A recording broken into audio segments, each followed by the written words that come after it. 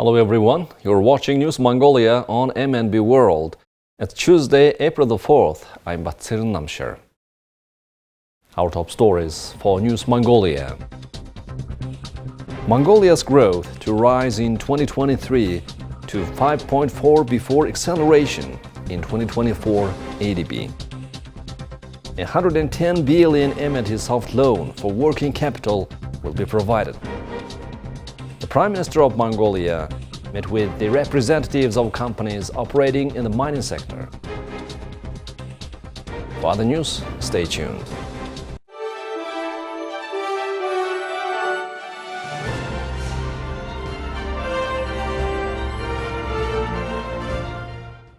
The Asian Development Bank has released its economic outlook for 2023, forecasting Mongolia's growth to rise to 5.4% before accelerating to 6.1% in 2024.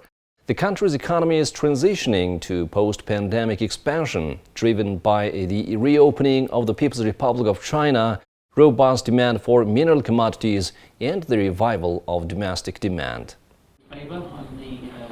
The Asian Development Bank's Economic Outlook report for 2023 highlights Mongolia's potential for economic growth in the coming years. The country's transition to post-pandemic expansion is expected to be driven by the reopening of the People's Republic of China, robust demand for mineral commodities, and the revival of domestic demand. These factors are expected to boost Mongolia's economic growth to 5.4% in 2023, before accelerating to 6.1% in 2024, up from 4.8% growth recorded in 2022. Mongolia's mining sector is expected to play a significant role in driving economic growth. The ADB report notes that robust demand for mineral commodities, particularly coal and copper, will drive Mongolia's export earnings and contribute to the country's economic recovery. The mining sector's contribution to the economy is also expected to be boosted by the revival of domestic demand as government-led infrastructure projects drive investment in the sector. Because as we know, in 2022 there was a great challenge with the COVID restrictions with the People's Republic of China. But later on in the year, in 2022, we saw those restrictions eased, and also we saw a number of measures taken by the government for coal exports to move to China through certain measures such as improved border processing. As we've seen the coal exports increase towards the end of 2022, we've seen increased exports, increased foreign exchange coming to the country, and that supported a level of growth. In addition, we had significant fiscal stimulus from the government, which has supported the economy. And as the economy has reopened, we have also seen increased spending by consumers who have accumulated savings. That is why we saw a good level of growth in 2022 in the Mongolian economy.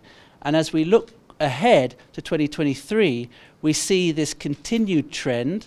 We see an overall growth projection of 5.3%, supported by, particularly by the fact that the PRC, People's Republic of China, is reopening, supported by continuing domestic consumption, and also supported by the Oyun-erdene mine, which has begun its underground production and will slowly ramp up. So there are a number of positives, and we should also highlight the higher commodity prices, particularly coal prices and copper prices, and how this feeds through to supporting the overall economy. This is why we see very strong growth outlook for 2023 and going into 2024 also. In addition to the mining sector, Mongolia's agricultural sector is also expected to contribute to economic growth. The country has made significant progress in developing its agricultural sector in recent years, and the ADB report notes that this sector has the potential to become a significant source of export earnings for the country. However, the ADB report also highlights some challenges that Mongolia may face in the coming years. The country's average inflation rate is expected to remain high, moderating to 10.9% in 2023 and 8.7% in 2024. This is above the central bank's target of 6%, mainly due to the pass-through of local currency depreciation and revived domestic demand.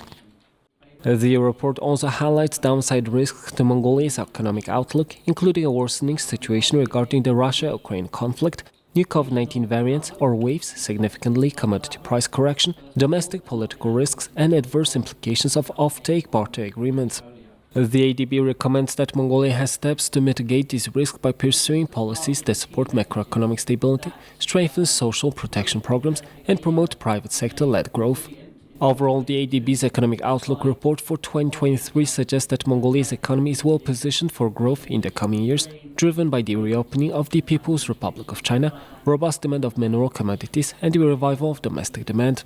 However, the country will need to address some challenges, including high inflation rates and downside risks to its economic outlook, to ensure sustained economic growth in the long term.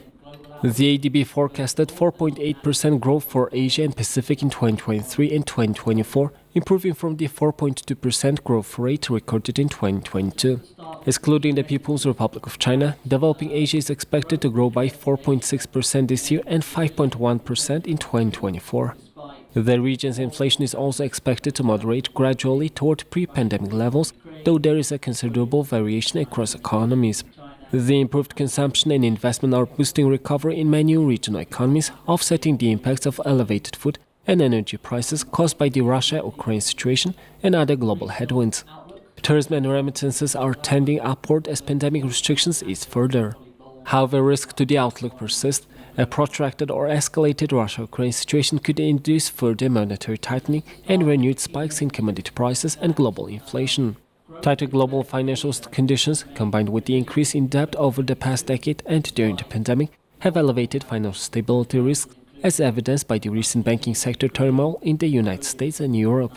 Despite the challenges, the ADB remains optimistic about Asia and the Pacific's economic outlook, citing improved consumption and investment and the upward trend in tourism and remittances. The ADB's report provides valuable insight into the region's economic performance, providing policymakers with the information they need to make informed decisions in the coming years. The National Forum on Agricultural Reform was held at the Government Palace on Monday, April the 3rd. During the forum, it was announced that 110 billion MNT loan for working capital will be provided to agriculture sector companies, and 232.6 billion MNT will be invested into the sector in 2023. Notably, a 90 billion Mongolian Turks loan will be provided to vegetable farmers, 20 billion MNT to farmers engaged in horticulture. In addition, a 37 billion MNT investment will be made in technical equipment renovation, while 14.5 billion MNT for cultivation of different cultures and grains, 50 billion MNT for the construction of winter grain houses, 50.9 billion MNT for creating irrigation systems with modern engineering solutions, 27.1 billion MNT for cultivation of different grains and sugar beet, and 90 billion MNT will be dedicated for the construction of winter cellars. Before, our farmers have been taking loans with high interest rates. Now, with the soft loan, they can benefit from an annual low interest rate at 5%. With the support of 135.5 billion MNT loan assistance subsidy included into state budget, it was decided to issue around 1 trillion MNT soft loan. Following this decision, the Bank of Mongolia and 10 commercial banks are establishing a cooperation agreement. In other words, quite a big investment is being made into the agriculture sector. Statistics show that farmers lose 30% of their harvest, or around 200,000 tons of grains annually, because of their grazing livestock animals. Farmers note that the state policy support should be provided not only to livestock herders, but to farmers too. Usually, consumers complain about the grains and crops price. But the problem is 30% of the crop harvest is destroyed by herding animals. That's why farmers cannot reduce prices. If there had been no crop loss, both the food supply and the income of farmers would have increased. Mongolia plants grains and crops on about 7,000 hectares. Annually, it produces vegetables and grains enough to cover domestic needs. However, industry experts note the importance of increasing the amount and variety of crops and vegetables cultivated in Mongolia. As the spring sowing and planting season starts, the participants of the forum noted the importance of state support at a policy level. Prime Minister of Mongolia, Oyun-erdene, met with the representatives of companies operating in the mining sector. In the meeting, the problems faced by the mining industry and the solutions to solve those were discussed. Over the past 10 months, there have been 8 changes in how royalties are calculated. For example, changes such as calculating the contract price and calculating the standard price of China, etc., are difficult to understand for entrepreneurs. Also, representatives of business owners spoke about the fact that the local authorities make decisions that go beyond the law and make it difficult for any new projects to be started. If mineral products are going to be traded via the exchange, the transaction price should be published on the exchange. If it is calculated from this price, there will be no dispute. It needs to be implemented quickly. There is a misunderstanding between the employer and the employees, because when calculating the labor fund, when considering 168 hours of work, there are problems that do not reach those hours. The government and the private sector need to work together to correct the prejudice that mining means digging and destroying.